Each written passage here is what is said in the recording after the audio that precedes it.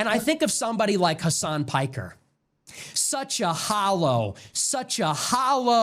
empty, sad person.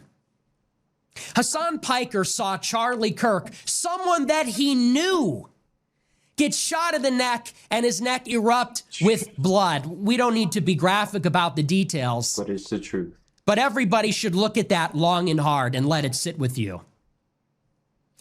When Hassan saw that, his first reaction was to make a glib remark about gun control. Seriously?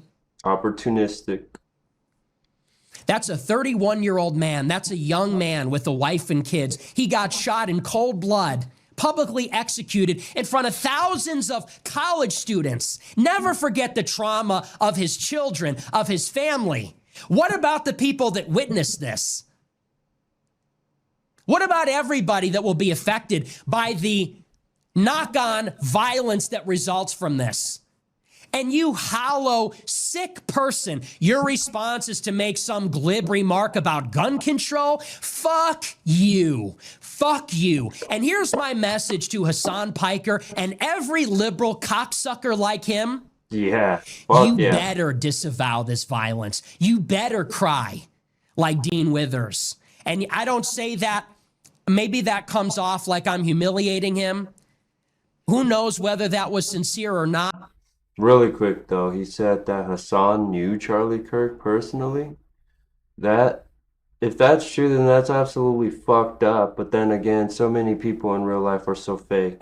They could smile at you and pretend to be your friend, but behind closed doors, they will talk about you. And that's what it appears. I hope to God that it was. And if it was, you know what? Good on him. That's a good kid.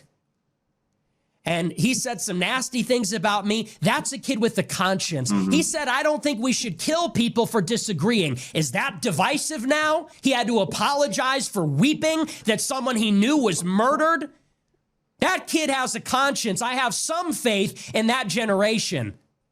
Here's my message to Hassan and all these smug, glib liberals like that. If you cannot, if you will not disavow this violence, we will have no choice but to consider you as no different than the killers. That's complicity. You could be forgiven up until this point for being irresponsible. We all get heated. We all do it. I'm guilty of it too. It makes hypocrites of all of us. We murder each other with our words all the time, with our gossip, our slander. We overreact. We say things we don't mean. We get angry.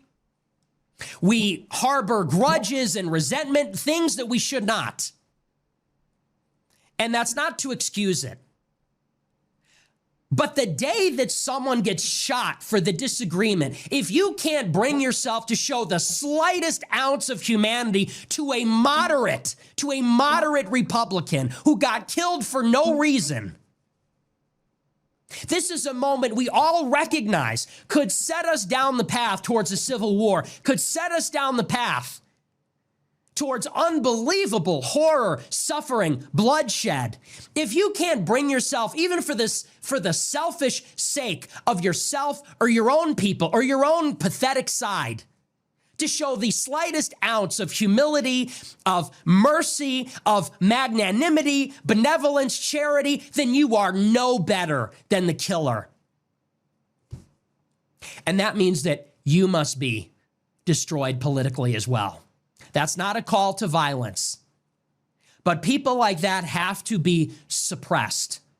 I mean, it is absolutely nuts the amount of political violence that the left has committed over somebody who's just, debating people and explaining his points of view, his political beliefs and stuff like that. At this point, I do believe it is terrorism. Like, this is bad. If you're defending this, there's really no reason to defend somebody getting killed over just talking about their beliefs or opinions. One thing that I find really disgusting about this whole thing is like MSNBC, CNN, they're trying to like justify this, like victim blaming, pretty much trying to say, oh, well, because of the way he said things and what he believed in, then it's totally understandable why he got killed. shit like that. That logic is kind of like, well, that woman got raped because of what she was wearing, so it's understandable to know why it happened, you know? That's pretty much the logic here, and I find it disgusting. And yeah, I mean, of course, he would jump at the chance to go ahead and make this about his point of view, pushing his agendas and stuff like that. He's a real trash human being, and you know, he could talk all the shit he wants. We all know he just lives in his nice little gated community while the rest of us have to deal with reality here. Um, but yeah, um, it was a really good video by Nick. I do agree